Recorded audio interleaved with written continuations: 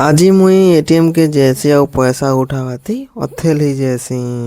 Hello guys, नमस्कार, जय माँ समय पहला तो उठसी और ब्रश करी पकासी। ब्रश कर सारा पर आज मुई उपास थी बोले गाधी गुदा करसी और पूजा पूजा कर दी कि ना हमर रिंकी सेमे रांधी थी बोले खई खुआ देसी और कम जीवार थी बोले मुई ड्यूटी पले जैसी। विगत 8 घंटा परिश्रम कला पर आमको टिके दूर नु आसबार थी घर के बेल ऑटोने घर के पले आसू।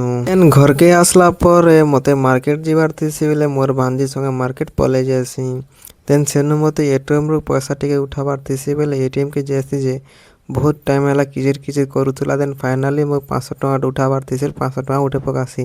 देन सियाड़े मते हल्दी मिर्चा नबार थी बोले हल्दी मिर्चा में आधा आधा किलो पार्सल कर मंगासी। देन सियाड़ू मते आधा किलो सरफ 2टा और साबुन सेंतूर साबुन 2टा घेनबार थी बोले घेनी घुना कर घर के पले आसला बेले बाटे पानी पूरी ठेला वाला देखसी मोर भांजी आउ पार्सल कर मंगासी आउ खेवाड़ा स्टार्ट कर दे। कई सारला पर घर के पले आसी। घर के पले आसला पर 8 बजे थी मोर के भात दे बोलसी मुई भात कई पकासी।